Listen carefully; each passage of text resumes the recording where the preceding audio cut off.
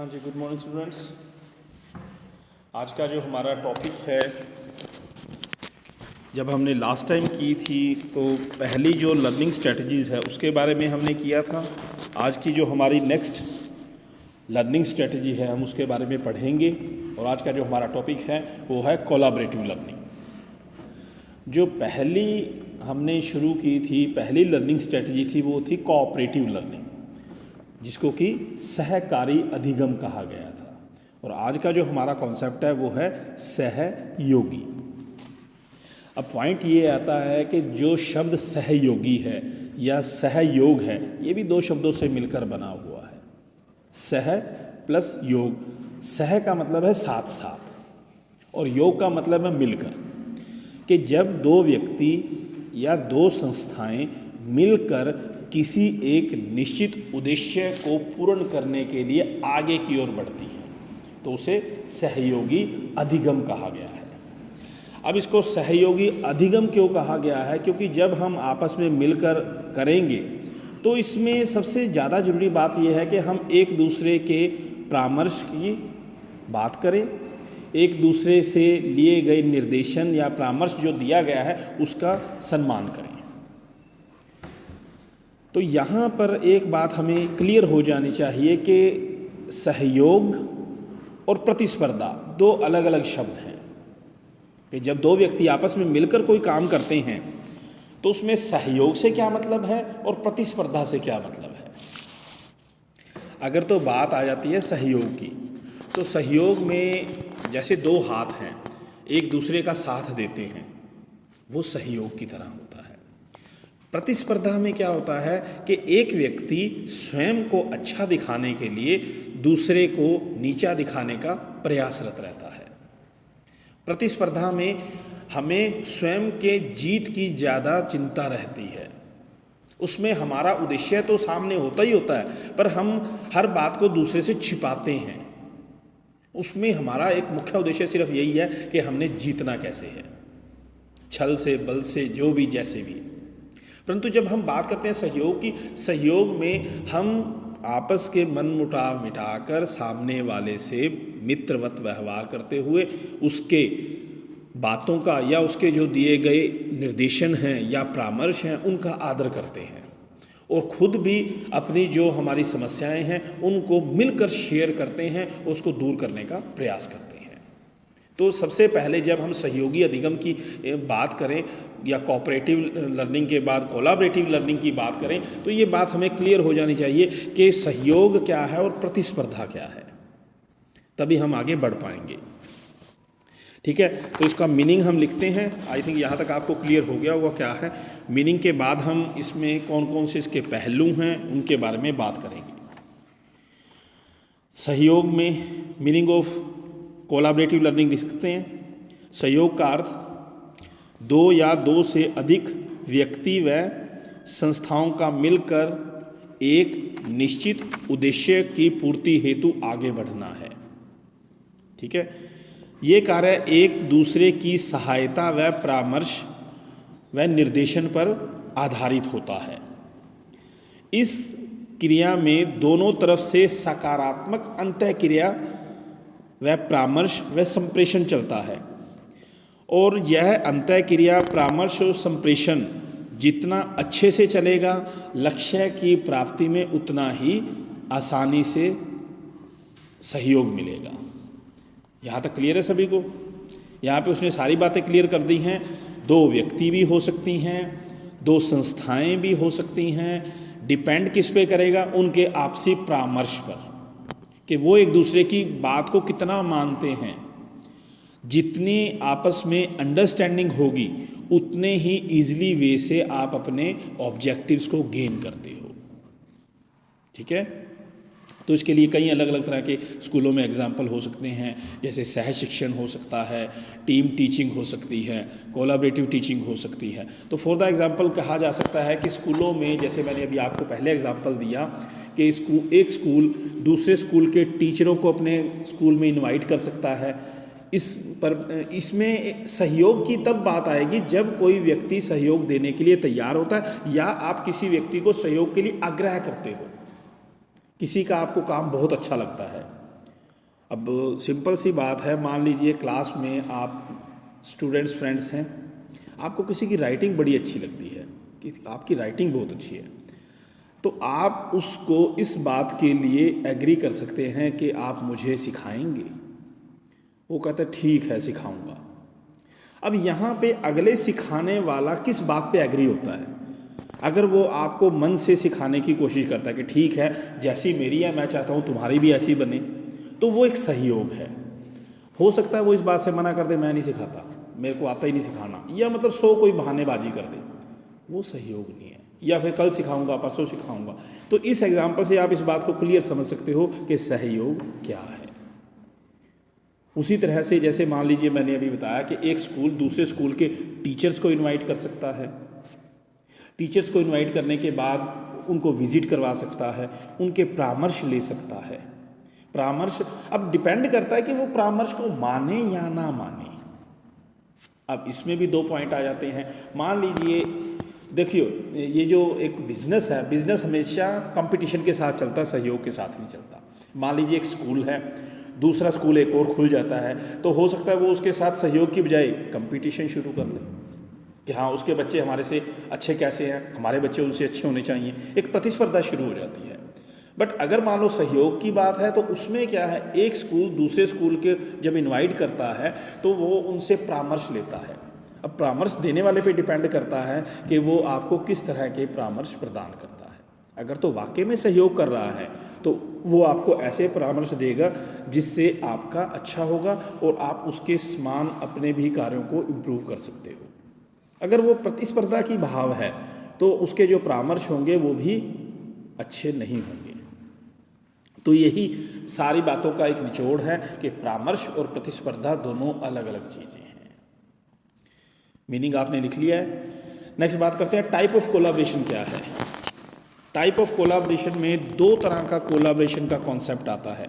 एक आता है पहले डायरेक्ट कोलाब्रेशन और दूसरा आता है इनडायरेक्ट कोलाब्रेशन, प्रत्यक्ष व अप्रत्यक्ष कोलाब्रेशन।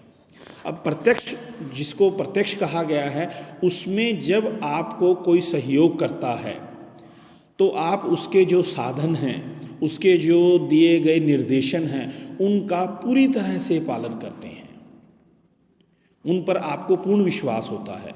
मतलब वो आपकी बात को मानते हैं, आप उनकी बात को मानते हो, डायरेक्ट टू डायरेक्ट चलता है। अब जो इनडायरेक्ट है, इनडायरेक्ट में क्या है, सामने वाला आपको निर्देशन प्रदान करता है पर आप उसको मानो ना मानो वो आप पे डिपेंड करता है। ठीक है, तो जो कोलाब्रेशन होगा, सहयोग होगा, उसमें भी डायरेक्ट वे से भी है, इनडायरेक्ट वे से भी है। इनडायरेक्ट का सीधा सा मतलब सिर्फ इतना है कि सामने वाला आपको किसी भी तरह के, जैसे मैंने अभी आपको एग्जांपल दिया, आप दूसरे स्कूल को इनवाइट करते हो, वो इनडायरेक्ट तब है अगर तो आप उसको अपनी क्लास में पढ़ाने की परमिशन भी देते हो, वो आपको क्लास के पीछे बैठ के ऑब्जर्व भी करते हैं, क्योंकि ऑब्जर्वेशन होगी तभी आप उसको गाइड कर पाओगे। वो सारे स्कूल को अच्छे से विजिट भी करते हैं, तब उसके बाद जाके आप उसको परामर्श देते हो। आप अपने स्कूल में और उनके स्कूल में किसी तरह का कोई फ़र्क नहीं रखते हो। ये तो डायरेक्ट कोलाब्रेशन ही है। दूसरा इनडायरेक्ट में क्या है, अप्रत्यक्ष में क्या है, वो आप कुछ बातें छुपा के रखते हो। जब वो आपको परामर्श देते हैं, वो सिर्फ परामर्श देंगे, उसको मानना ना मानना आपकी अपनी मर्जी होती है। वो इनडायरेक्ट कोलाब्रेशन में अप्रत्यक्ष रूप से दिया गया सहयोग है, जिसमें आप किसी तरह से उसको कंपेल नहीं कर सकते। सिर्फ एक परामर्श है, काउंसलिंग है, कंसेंट है, माने ना माने, डिपेंडेंट ऑन यू दैट। ठीक है, तो उसे अप्रत्यक्ष कहा गया है। नेक्स्ट बात करते हैं इसके एस्पेक्ट क्या है, various aspects of collaboration teaching क्या है। इसमें सबसे पहला है सहयोगी शिक्षण, कोऑपरेटिव टीचिंग। दूसरा है इसमें सह शिक्षण व टीम शिक्षण, को टीचिंग या टीम टीचिंग। थर्ड है इसमें टीचर असेसमेंट फॉर्म, शिक्षक सहायता टीम या शिक्षक की सहायता हेतु बनाई गई टीम। नेक्स्ट है कोलाबरेटिव कंसल्टेशन, सहयोगी परामर्श। और नेक्स्ट है पीर कोलाब्रेशन, समस्तर सहयोग। पीर कोलाब्रेशन को समस्तर कहा गया है, मतलब सेम जिनकी जो सेम क्वालिफ़िकेशन है या सेम एक्सपीरियंस है, उसके बेस पर उनको दिया गया कोलाब्रेशन या सहयोग। तो इसमें जो अलग अलग इसके पहलू हैं, इसको हम लर्निंग या टीचिंग बिहाफ पे इम्प्लीमेंट कर सकते हैं। इनमें जो पॉइंट दिए गए हैं वो दिए गए हैं टीचिंग स्ट्रेटजीज़ के अकॉर्डिंग, पर हम यहाँ बात कर रहे हैं लर्निंग स्ट्रेटजीज़ की। तो अगर लर्निंग स्ट्रेटजीज़ की बात करते हैं तो उसमें आप अपने क्लास में किस किस तरह के प्रोग्राम ऑर्गेनाइज करके इसको इम्प्लीमेंट कर सकते हो। सबसे पहले है सहयोग लेखन कार्य, कोलाबरेटिव राइटिंग। अब जैसे मैंने आपको शुरू में एक एग्जांपल दिया, वो उसका एक बहुत अच्छा एग्जांपल है। कोलाबरेटिव लर्निंग से क्या मतलब है, क्लास में आप एक बच्चे की राइटिंग बहुत भद्दी है, एक बच्चे की बहुत अच्छी है, आप उन दोनों में अच्छा एक वातावरण तैयार करके, दोनों में मित्रवत व्यवहार तैयार करके उनको कुछ दिन साथ बिठाते हो, तो आपको इसका इफ़ेक्ट क्लियरली दिखेगा कि वो बच्चा उस बच्चे की राइटिंग के जैसा तो नहीं लिख सकता, पर उसकी राइटिंग में सुधार जरूर हो जाएगा। तो इसे कोलाबरेटिव राइटिंग कहा गया है। इस तरह का क्लास में एक्टिविटी करवा सकते हो लर्निंग में। प्रोजेक्ट आगे है ग्रुप प्रोजेक्ट। आप क्लास में कोलाबरेटिव अगर लर्निंग स्ट्रैटेजी यूज़ करते हो तो उसके लिए प्रोजेक्ट वर्क यूज़ कर सकते हो। प्रोजेक्ट का मतलब होता है किसी काम को पूर्ण तरह से मन से करना। अब क्लास में आप बच्चों को एक प्रोजेक्ट देते हो, बच्चे सभी मिलकर उस पर अपना अपना सहयोग देते हैं और एक दूसरे के परामर्श से उस प्रोजेक्ट को पूरा करने का काम करते हैं। इसमें प्रतिस्पर्धा नहीं होती, इसमें बल्कि सभी मिलकर उस काम को पूरा करने की कोशिश करते हैं। इस तरह की लर्निंग एक्टिविटी करवाई जा सकती है। नेक्स्ट है डिबेट, वाद विवाद। वाद विवाद से पहले एक वाद विवाद तो एक डिबेट तो तब है जब आप उसको शुरू कर देते हो, उससे पहले की जो तैयारी है उसमें बच्चे विद्यार्थी आपस में मिलजुल कर एक सभी का सहयोग कर सकते हैं। सामूहिक वाद विवाद, एक क्लास है, क्लास के 2 या 3 ग्रुप बना दिए जाते हैं।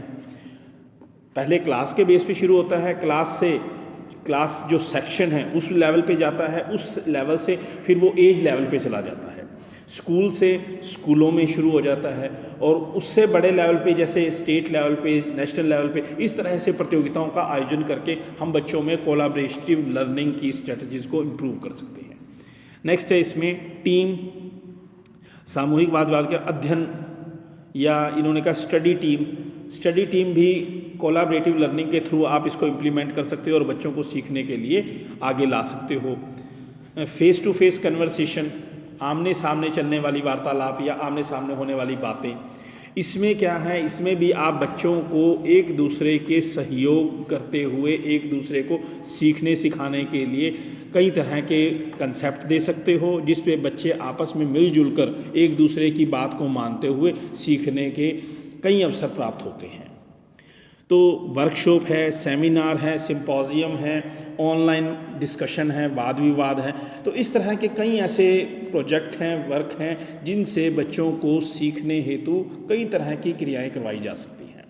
और ये सब किसके अंदर आते हैं, जो आपके कोलाबरेटिव लर्निंग है उसी के टेक्निक्स में यूज़ की जा सकती है, पर वो डिपेंड करता है टीचर पे।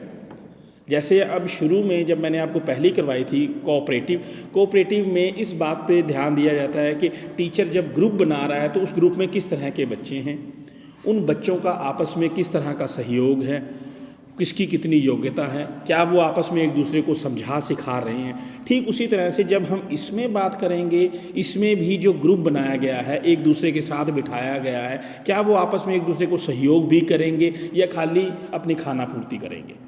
तो वो सभी बातें सही तभी सिद्ध होंगी जब सभी विद्यार्थी मन में एक दूसरे की सहायता का पर्पज़ रखेंगे और जो सीखना है उसके उद्देश्य की ओर आगे बढ़ेंगे। ठीक है, तो यहाँ पे था, हमने पहले बात की मीनिंग ऑफ कोलैबोरेटिव लर्निंग क्या है, उसके अलग अलग जो पक्ष हैं वो उनकी बात किया। उसके बाद क्लास में एक टीचर के द्वारा किस तरह से इसको इम्प्लीमेंट किया जा सकता है, और नेक्स्ट है इसमें टाइप ऑफ कोलैबोरेटिव। लास्ट में बात करते हैं इसकी सीमाएं क्या हैं, लिमिटेशंस ऑफ कोलैबोरेटिव लर्निंग। सीमाओं में सबसे पहले है आपसी समझ की कमी। हमने बात इस पॉजिटिव एस्पेक्ट के साथ चले हैं कि दोनों सकारात्मक भाव से आगे बढ़ते हैं, दोनों एक दूसरे का सहयोग करेंगे, परंतु हर बार ऐसा नहीं होता। बहुत सा ऐसे व्यक्ति होते हैं जिनकी आपसी समझ या एक दूसरे के प्रति आपसी समान भाव नहीं बन पाता। अगर ऐसा नहीं है तो सिंपल सी बात है, जिस पर्पज़ के लिए हमने ग्रुप जनरेट किया है वो अपने ऑब्जेक्टिव खो देता है। दूसरा है आपसे उचित दृष्टिकोण की कमी है। जब सहयोग करने की बात आती है तो मैंने शुरू में बताया था कि दोनों बराबर के हों तभी सहयोग की भावना सही चलती है। यदि एक उच्च है दूसरा कम स्तर का है तो उसमें जब सहयोग चलेगा तो वो उस गति से आगे नहीं बढ़ पाते जो चीज़ें पहले प्री डिसाइड होती हैं। तो उनके आपसी जो दृष्टिकोण है उसमें कमी आने की वजह से भी ये अपने उद्देश्य खो देता है। प्रतिस्पर्धा के कारण जो शुरू में हमने बात की है सहयोग और प्रतिस्पर्धा, ठीक उसी तरह से जब ये बात प्रतिस्पर्धा की तरफ आगे बढ़ जाती है तो प्रतिस्पर्धा के कारण जो सहयोग की भावना है वो ख़त्म हो जाती है और जो वास्तविक उद्देश्य है वो खो बैठता है। और लास्ट में है समान भाव की कमी। समान भाव से क्या मतलब है कि जब हम किसी काम को शुरू कर रहे हैं उस समय हमारे काम के प्रति मन भावना अलग होती है, पर धीरे धीरे जब हम आगे बढ़ते हैं तो शायद वो कार्य के लिए हमारी वो मन स्थिति नहीं होती जो हमने पहले शुरू की थी, उसमें काफ़ी फ़र्क आ जाता है। तो इसीलिए ये कहा गया है कि ठीक है, कोलैबोरेटिव लर्निंग स्ट्रेटजी अपने आप में अच्छी है, वो तब अच्छी है जब उसको जैसे शुरू किया गया था जब तक वो अपने उद्देश्यों को पूर्ण नहीं करती तब तक वैसी बनी रहे। अगर समय के अनुसार समय ज़्यादा लंबा हो जाता है, दोनों में मनमुटाव आ जाते हैं या कोई कहा सुनी हो जाती है तो जिन उद्देश्यों को लेकर शुरू किया गया था वो सब खत्म हो जाते हैं। तो इसको भी कई टीचर इम्प्लीमेंट करना पसंद करते हैं, कई टीचर इसको अपनी क्लास में इम्प्लीमेंट करना पसंद नहीं करते। तो ये हमारा एक टॉपिक था। 4 मार्क्स के लिए अच्छा कॉन्सेप्ट है, अगर 8 मार्क्स में आती है तो वो एक और लर्निंग स्ट्रेटजीज़ को साथ में इम्प्लीमेंट करके ही इसको लागू करेंगे। ठीक है राजी।